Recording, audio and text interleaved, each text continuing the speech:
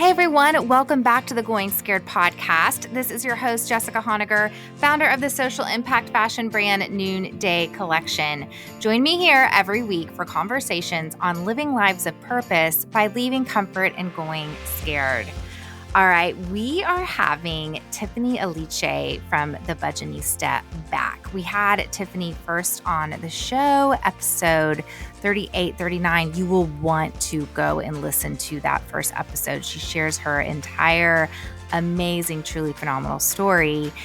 But since then, she has been busy. She's become a New York Times bestselling author of Get Good with Money. She's worked to pass legislation in New Jersey mandating financial education that is already now being integrated into middle schools. And she really makes talking about money easy, which says a lot because it's not easy to talk about money.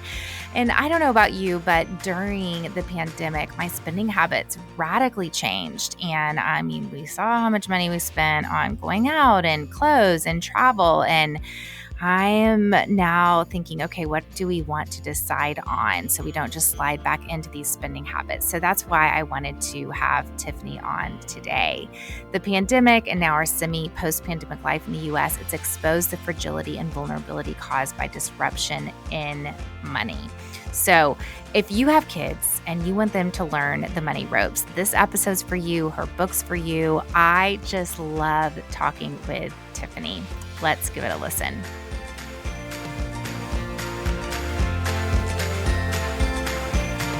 Okay, but this is what's crazy. So the last time I had you on, your bio looked very different. I was like looking at your bio. You were just on the podcast in February of 2019. Seriously, one of my all-time favorite conversations, by the way. Thank you. I mean, I regularly talk to my kids about that episode, and I'm like, my friend Tiffany, her dad laid out the utility bills on the table. This is how much this cost. I mean, it's so good. Okay, but let's just go over. I mean, I just said your bio before you came on, but let's just dive in. Okay, since February 2019, author of New York Times bestselling Get Good with Money, The 1 Week Budget, Live Richer Challenge Series, and most recently, children's book, Happy Birthday, Molly Moore. You've created a financial movement that's helped over 1 million women worldwide collectively save more than $250 million and pay off over $200 million in debt. You wrote a law or whatever, however that works. Yes. You got a law passed. Yes. I mean, it's just, that's just a little bit. Featured New York Times, U.S. News and World Report. I mean, wow, you've been busy since the last time we chatted. Yes, I have. Okay, so catch us up. What's been going on, and what's been the most effective? What's been the most fun? What's been the hardest? Just spill the tea.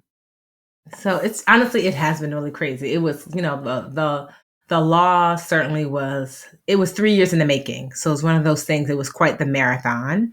And so now all middle school students in the state of New Jersey must get financial education, which is exciting because we already had a law in place in New Jersey for high school students. So that's awesome. Okay.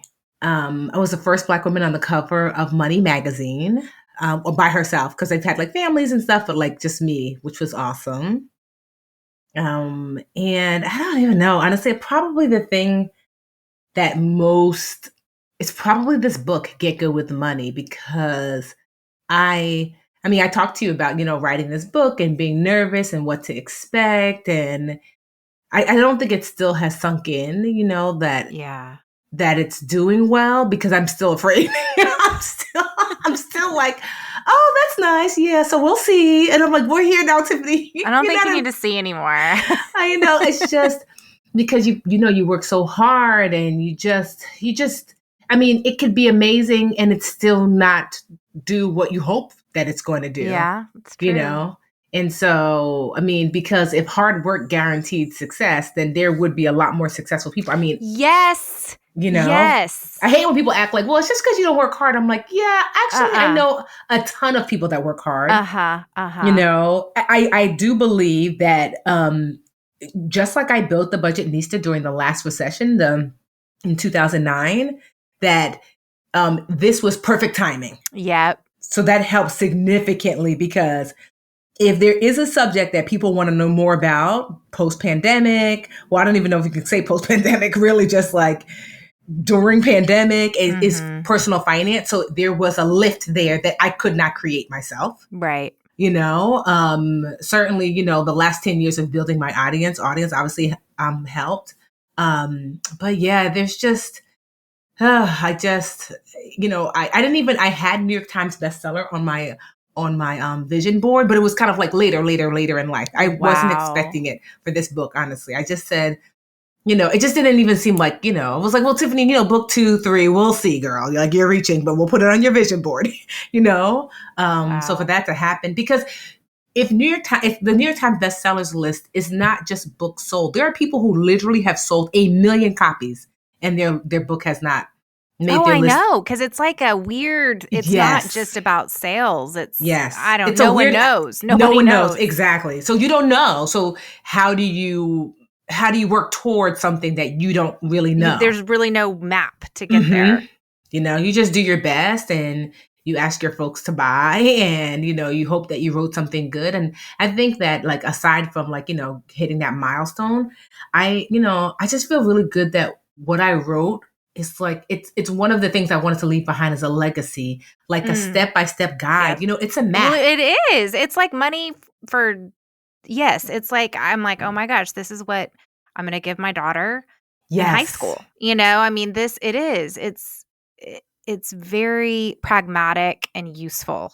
Yes. And that's what I wanted. I envisioned that when your kid is graduating high school or college or your sister's like, I want to buy a house, or, I wanted a book that was a go-to tool that you pull off the shelf when someone is going through some sort of financial transition. And, but I wanted that it wasn't just for 21-year-olds, that someone who was 41 was also like, oh, the second half of the book is super useful because it's insurance and estate planning, and net worth. And, so I just. Oh, it is comprehensive. Yes, I really, because, I used to be a school teacher. So I was like, how do I get all this in here? Because even my publisher. You did. I was like, wow, this is a Bible for finances. Yes. This is no joke. My publisher was like, you could do this in more than one book. And I was just like, yeah, but me and like you too, it's like, I feel like if I'm going to give, I'm giving, You're just going to give. Let's just give. Yeah. Yes. And so that's what I wanted. I wanted what Tiffany needed when I was struggling. Like I didn't, need this is part 1. No, sis, just give everything to me now. I need help. Absolutely. So what have your parents said? Because you guys need to go back and listen to the episode I did with Tiff before, because it was very autobiographical and just shared a lot about her family history, her parents. But really, this is your parents' legacy. Yeah. Like you being able to write this, because they really instilled wisdom in you as a child. Are they just so thrilled? They are, and a little bit shocked because I don't know if you remember, but I wasn't you weren't wise for a long time. And I kind of was like, of all because I'm one of 5 girls, and I certainly was Tiffany again. Like literally, my mother used to say, so my Igbo name, my parents and I'm Nigerian, is Adochi. So whenever we were collectively acting up as kids, which as you're apt to do, it was literally Adochi and Co. Meaning like you are the ringleader. So literally, my mom would we always, every house we lived in always had like a playroom in the basement. So she would hear all the tussle and the fussing and she would say, Adochi and Co, calm down. I'm like, what? Why is my name? So they're kind of looking at us, looking at me, like, wow. So I just encourage any parent, if you have yourself an Adochi, you never know. You don't. No, that's very encouraging. I'm raising teenagers right now. And yes, that is very, do you think that it's taking them a while? Do you think they still see you through that Adochi and Co lens, or are they seeing you as this successful, guru around finances now? I think that they see me as I am now. And quite honestly, if you ask my parents, because you as a parent, even though, obviously I was like a little bit of a wild child, but they also saw what I was capable of, which is one of the reasons why my dad especially was really strict. Like, no, my expectation is you're going to get an A. Cause he was like, I know you can, like maybe I didn't see myself as capable, but they always saw me as more than capable. And I used to get mad because I'm like, well, maybe a B is my best. And he's like, no, it's not your best. I thought they were just being strict, but what they saw was you're capable of excellence, Tiffany. If that was your best, because my dad was really big on whatever is your best. And I remember distinctly, like I studied, it was geometry. I just could not figure it out. And I used to stay after, I would do extra credit. And the teacher like gifted me with like a C plus because I did not earn a C plus because she was just like, I don't know if I've seen a student work this hard. Wow. And I was so afraid to tell, especially my dad, because I knew his expectation were A's. And he'd of course been in contact with the teacher and he said, okay. And I was just like, wait, what? I thought you said we had to get A's. He said, no, I said you had to do your best. And so I think that that's what they're seeing now is Tiffany is finally stepping in to our expectation of excellence. And what I love best is like growing up, my father's friends used to tease him about having all girls. As men are apt to do, because you want yourself a boy, right? And so after 5 girls, my mom was like, I don't think God's gonna bless us with a boy. I think this is this is it, honey. And so he said, so one of the things I wanted, because my maiden name is Aliche, and I really wanted that was the name that was gonna be like on my book, because I was like, even though my name is different now, I wanted that to be like a legacy, Aliche to be a legacy that lives on. It's almost like I'm not your boy, but I can certainly leave a legacy with your name, And so I just, because my dad's almost 80, so it's just at a certain age, you just know every year is a blessing, and so yes, and I recognize that like he gets to see like, look, Adochi and Co worked it out. She's good now. She's good now. Okay, so a lot of people are passionate about things, but to actually pursue a law, tell me about that. So what happened was I used to teach financial education for the United Way. I wrote their curriculum, and I used to teach a class once a week.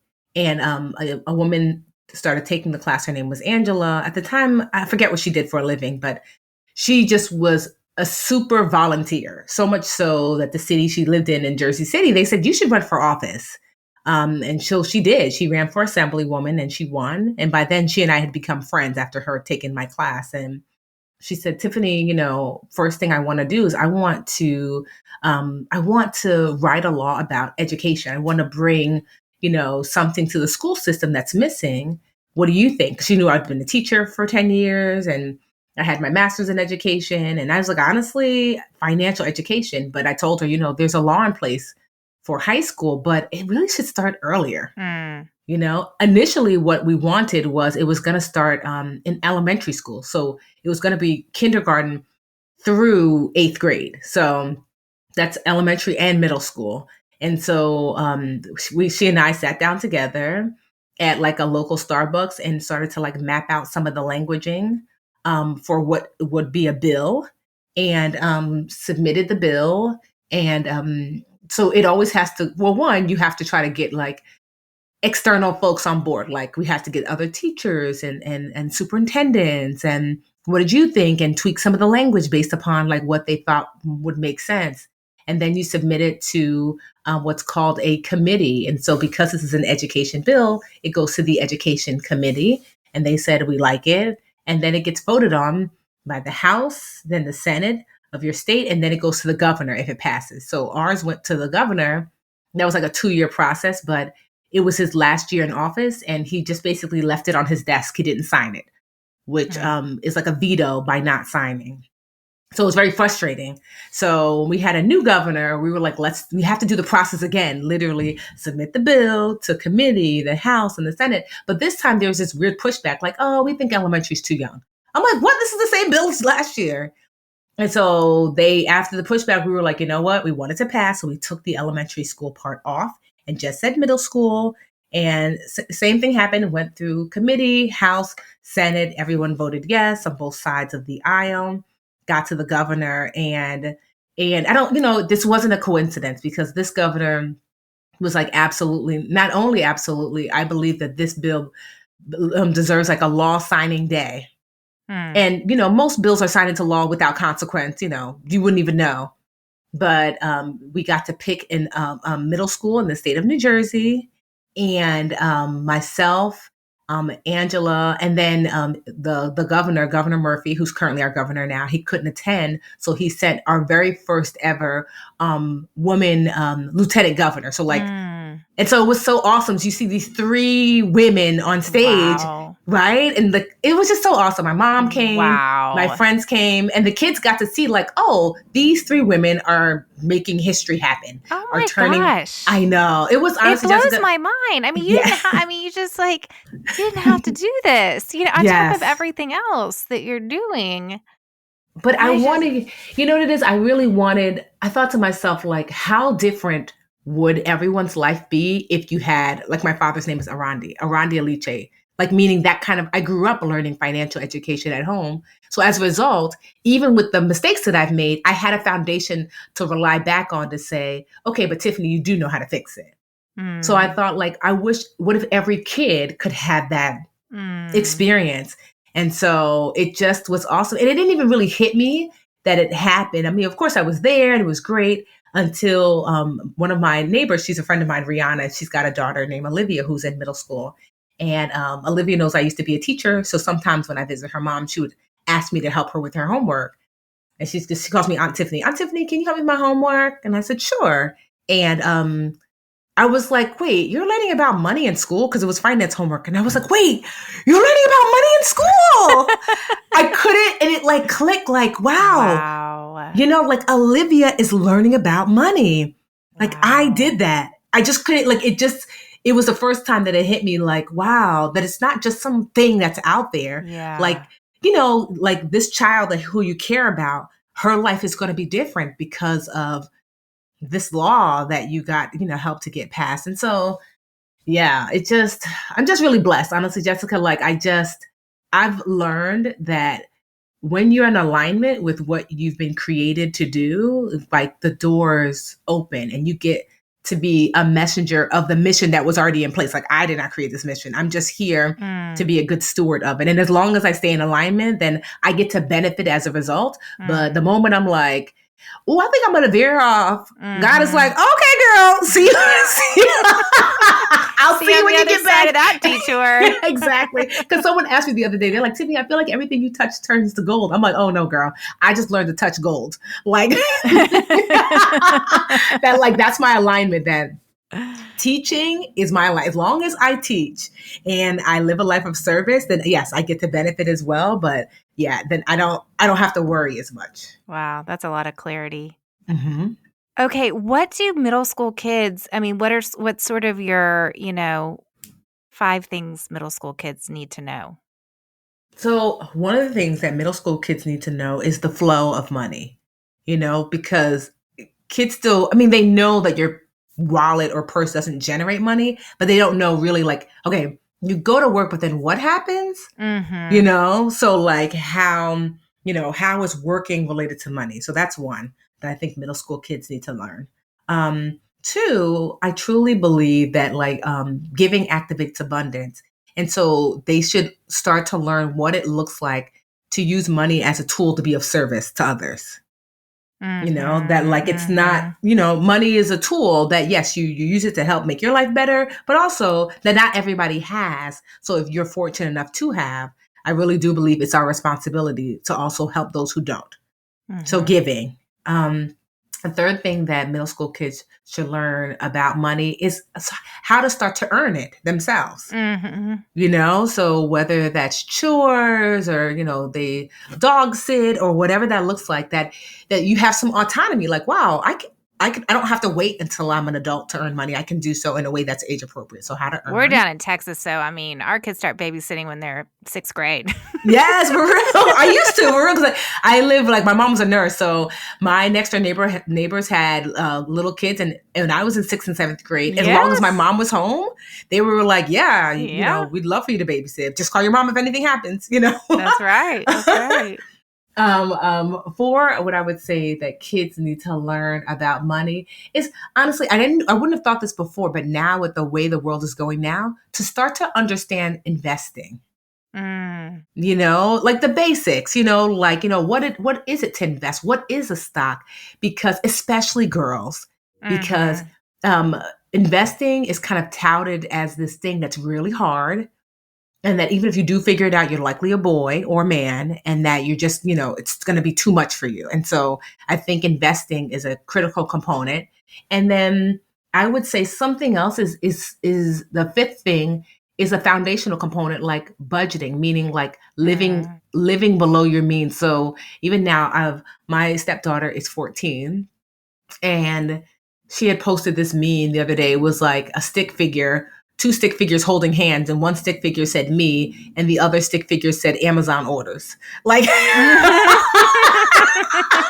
was like a little heart between them. And I was like, Alyssa, this is unfortunately true. This girl is addicted. She does work. Like, you know, like I give her stuff to do for the Budgetnista. My sister is a publicist and she works with her. Her uncle is a master painter. So on the weekend, sometimes she helps him. So she makes, like, you know, like money on the side when she, you know, like after school and on the weekends. And so as a result, she just thinks that like all the money she makes is meant to be spent. And so we're, you know, getting her to the space where I'm like, oh, Alyssa, all of this money, you have to start to set some aside. And I could tell she's like why? Right. Yes. So well, learning there's how to that budget. compulsion. My son just turned 12 and he got $75 from his grandparents. And he turned right around. He went and bought some Lululemon shorts. I was like, since when did you become all bougie where you needed your own little brand name athleisure wear, son? Yes. But like there that went, boom, you know, out the door. And they, you know, adults are like this too, right? We want that instant satisfaction, but there has to be that time period between when you earn money or when you receive money and then when you make your purchase. So I'm trying to teach her that with all money that comes in, there is some for spending, some for giving, and some for saving / investing. So because I know the saving part is like boring, like the giving part, she can understand that. She's like, oh, okay. I do believe that we should help, but saving for what? Like you guys are just going to get the things that I need. Right. You know? So instead, now I'm switching it to investing. I told her, what if I told you there was a way that you can turn $1 into $2 or $10, you know, called investing? And she was just like, I told her, like, if I found an investment class, would you want to take it with me? And she's like, yes, because she's all into making money now. So I'm going to use that as the tool to get her to save, because saving for saving's sake doesn't make sense to a 14-year-old, because unless she's saving for a sneaker, and then it's not really saving. That's just delayed spending. Right. Thank you for clarifying that. But saving to invest, I could tell like her eyes lit up. Like I was telling her, for example, we went to go get Crocs the other day, and there was a line. Like the mall was fairly empty, but there was a line outside the Crocs store. And I told her, I was like, you know, why do you think that is? She was like, I don't know. Everybody, I mean, all her friends wear Crocs now. And I said, well, likely because people are home and they're wanting to be more comfortable. And I was like, when things like that happen, sometimes you can look to see, does that brand have a stock?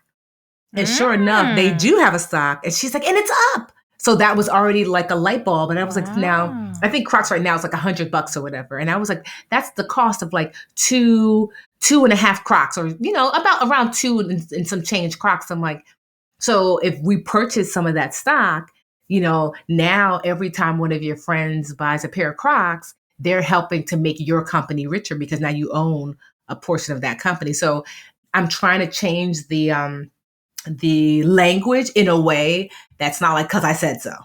Right. You know, that it's like, ooh. Well, that's very empowering language. It's like, oh, I can own a piece of Crocs. Sure. And then that way she can be like, whenever her friends buy Crocs, it's like, oh yeah, I own a little bit of that company, right? Yeah. No, I love that.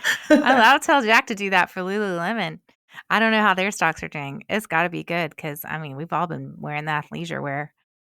Okay, Yes. happy birthday, Molly Moore. Just one of your other gold touches. So tell us about this book, Happy Birthday, Molly Moore. So it's my first children's book. I used to tell stories to the kids when I was teaching preschool, when I couldn't find the right age appropriate way to teach a lesson. Because one of the best ways to teach a lesson to a preschooler, a kindergartner, and even a first grader is through story. Yes. And so, because sometimes, they have adults too, but especially little ones have a very, very hard time seeing themselves. So you're like, well, if I can teach you a story about a mouse that's not sharing, and that's why he doesn't have friends. And they're like, well, that mouse is pretty selfish. I'm like, oh, really? Is the mouse selfish? Is the mouse not sharing? And that's why his friends left? You're like, wonder what that looks like in real life. Like, oh, is that why Jonathan doesn't want to play with me? Right. And so I thought, okay, what are some age-appropriate financial education lessons?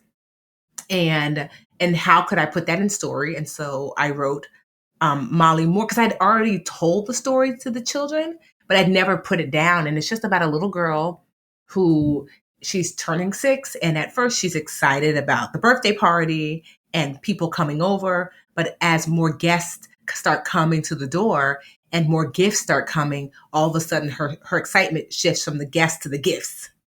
And you see her, like you see literally her house filling and filling and filling with presents, so much so that people have to go outside. She doesn't even notice at first until it's time to blow out her candle. And she realizes, wow, there's not enough space in here. I'm here by myself. What does more truly mean? And she decides to donate a lot of her gifts to kids in need. And because she doesn't need all of them. And she realizes that although it's nice to have stuff, more truly means like family and friends and sunshine and love. And so it's just a really great, fun story. It rhymes because kids love rhyme at that age. And you get a chance to count. It's very colorful, very multicultural. I wanted kids, no matter what background they were from, to be able to see themselves.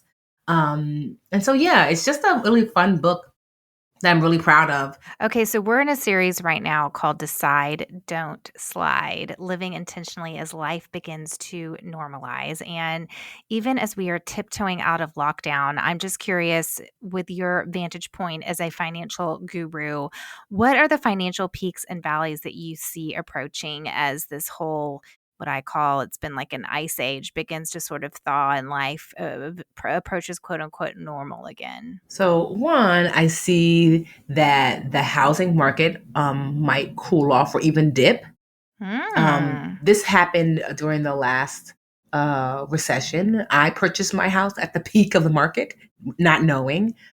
As a result, when the recession hit, it self-corrected and my house was not worth what I paid for it. And I'm seeing that now, like in New Jersey where I live, homes are going for 50, 100, 200 over asking. That's what's happening in Austin. It's just, it's crazy. Yes. And you have to ask yourself, honestly, does that actually make sense? Is this house worth $200,000 more than it was 2 weeks ago? Seriously. Yeah. And so it's not guaranteed. Obviously, no one can predict the future, but there is a potential for a course correction. So that home that you purchase actually not really being worth as much as that. Well, especially when it's this bloated.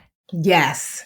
And so we shall see, but that's the thing. But what would even cause that? I mean, I don't know much about macro markets and how all of this works. I just know it's crazy right now. I mean, Austin, companies are moving here. Texas, we're very friendly to business. So we've got Tesla here now. We've got Apple. We've got, Amazon is setting up an office here. So that's a lot of what is driving our prices. But I didn't know that this was happening in places like New Jersey too. Well, one, there is a flight of people leaving big, big, big cities. So because New Jersey, of the pandemic. Yes. Because think, you lived in New York, super cool, hip place to live, until you have to stay inside. Right. And then you're like, wait, my apartment is the size of a closet. This is miserable. Like, I don't want to ever feel like this again. I need more space. And what's happening, especially in New Jersey, is that Jersey prices are relatively cheap in comparison to New York prices. Mm-hmm. So we're even seeing with rent, like where I live in Newark, normally like high rent was like, what, you pay $1,800? That's a lot. Now, someone in New York is like $1,800. That's nothing. Right. That like over here, maybe I'm paying $4,000, $5,000, what you pay $1,800 for. So they're willing to pay more. And so they're as a result, that demand is pushing up prices. Right. So that's what we're seeing, that like if you are living in maybe a state that's close to a big city, like, people are really fleeing California because it's got to be so expensive. Yeah. So that's why people are moving to Texas, the Midwest, because they're just like, it doesn't make sense. It's just too expensive. LA is just too expensive. So that's what you're saying, is that people who one, there were people who were wanting to buy during 2020 who couldn't because of quarantine, entering back into the market. And then people who weren't even thinking about buying, who were like, I don't want to go back to small living in whatever city I'm from. So I want more space. So now they are looking to buy. So you just see a flood of people coming in and not enough homes on the market. Yeah. We've got Ohio has billboards all over Austin promoting move to Ohio. So one of my kids the other day was like, Mom, did you know you could get 4 times the house in Ohio? And I was like, yeah, and also like 30 times the amount of snow. So there's that. Because even my husband and I were thinking, we're like, oh, maybe we'll get not to move from Jersey, but maybe we'll get like a house in North Carolina as like a second property, because that's where his family is from. But yeah, because people are now like, I want space and yes, clean air and blue skies. And by the way, if you're from Ohio, I love you, but I could not do that weather. No shade. I'm not throwing shade to you guys. Okay, what surprised you or been unexpected in the area of money and people's relationship to money and wealth during this pandemic era? What surprised me more than anything is like the huge uptick in the desire to learn how to invest, which has been awesome. When I say huge uptick, huge uptick. Well, also the stock market's going crazy. Yes. So people don't want to miss out. So people are like, well, what is the stock market anyway? Yeah. Tell me about that. Which is so crazy, because so many people are wanting to invest. Like, oh, I want to buy Dogecoin. I'm like, oh, so how's your retirement account doing? What retirement account? I'm like, well, right. Like you have to take a shower before you put on perfume. I like that. That's right. And so I'm excited that people are wanting to learn how to invest, but it makes me a little nervous because people are skipping steps, because it's almost like they see investing as like this get rich quick. Mm-hmm. And don't get me wrong, if you know what you're doing, you have the potential, yes, to grow some wealth. But typically what happens is that there's a transfer of wealth. So everyone's jumping in to, say, a particular type of investment. And those who are savvy and have done their homework, they will be collecting the money from those who are not and have lost their money. And so they don't understand that, like, you'll come in, purchase Bitcoin or whatever it is you're buying, lose. But as you lose, someone who is more savvy is actually gaining. And so that's what we're seeing. And so I much rather people, like, instead of jumping in, now is a great time to say, I'm going to jump into a course. I'm going to jump into a book, so I can learn.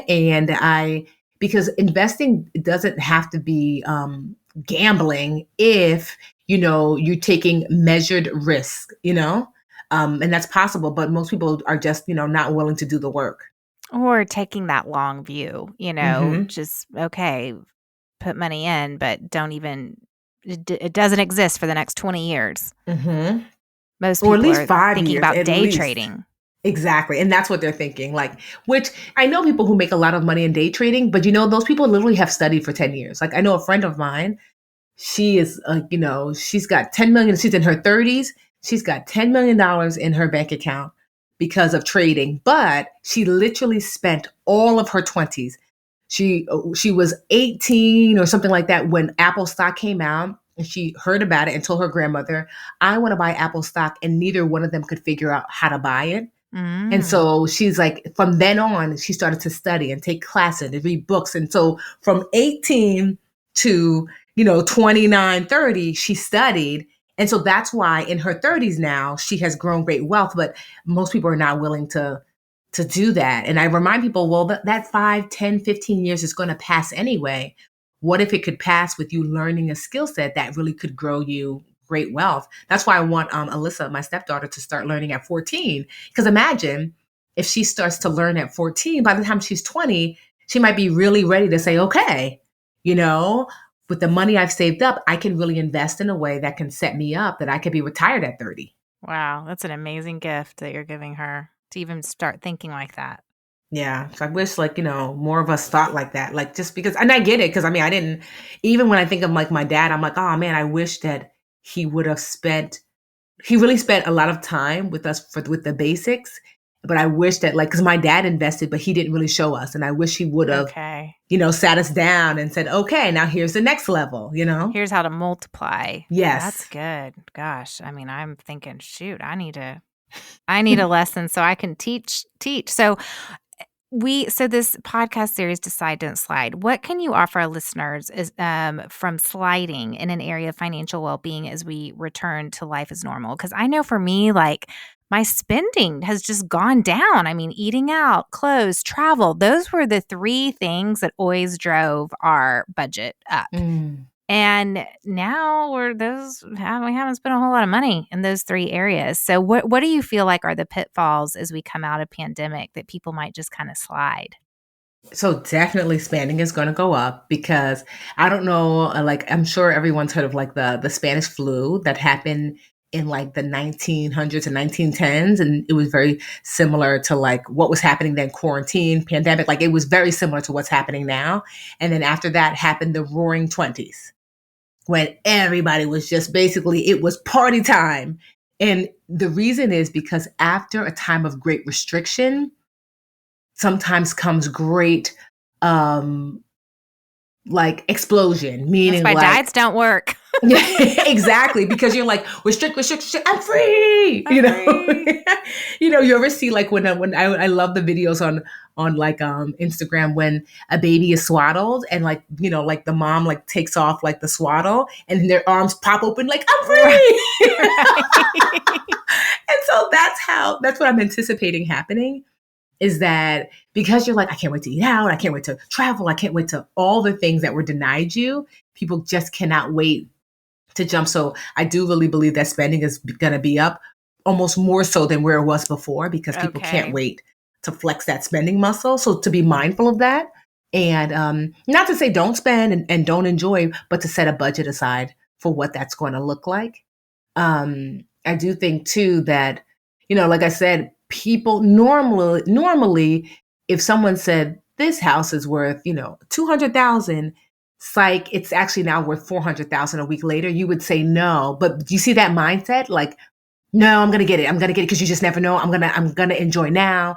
And so to be careful of that creep too, that as you're purchasing things, does this make sense to purchase at a much greater amount than what it was originally worth just a few months ago?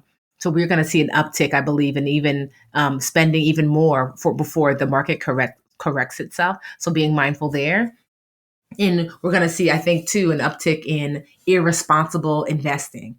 I saw something the other day that someone's like, well, how do I tell my wife that I took 90% of our savings and put it in Dogecoin and now it's gone? And I'm just like, oh my goodness. So you're going to see a lot more of that because people are they don't want to miss out because they're hearing that, folks are making millions. And that's true. There are people who are like, oh, I put 100,000 in and I got back 2 million.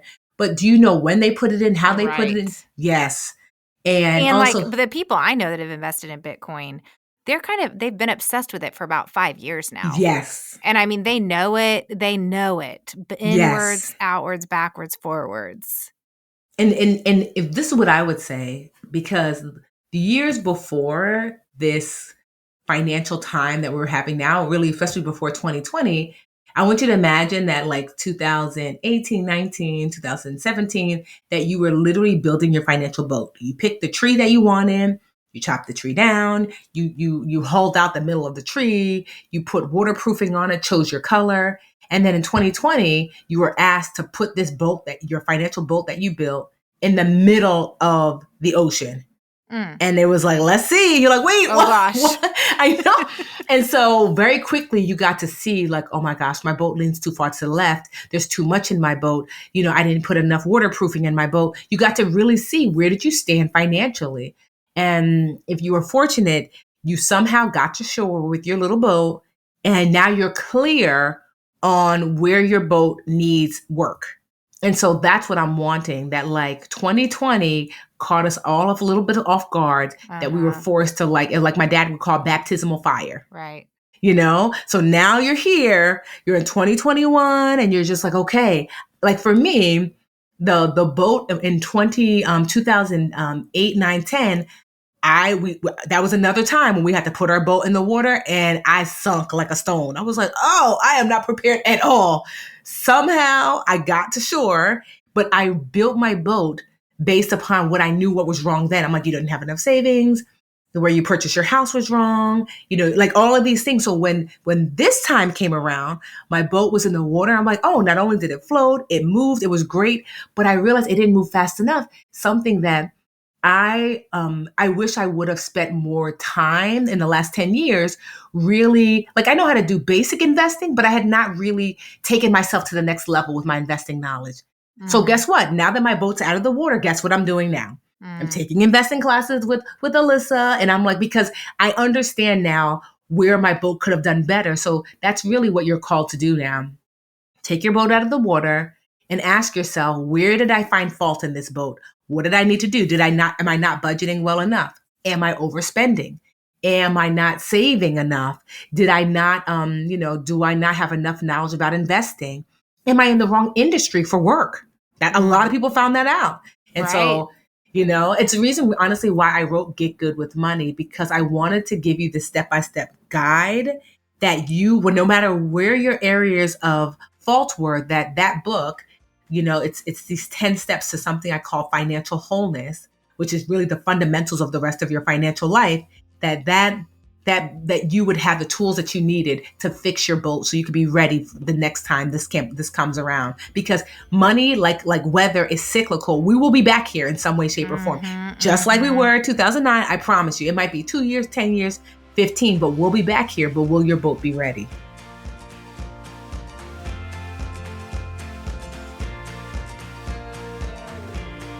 I love how clear Tiffany is about her purpose, that her purpose is to serve others. And when she's in alignment with that, she has energy, she has opportunity. That actually really spoke to me just as much as her wisdom on money. I don't know about you. I'm wanting to learn about the stock market a little bit more now. But what I'm left with as we wrap up this conversation is lean into financial education and use a budget to decide and not slide on yourself as we get back into life as we know it.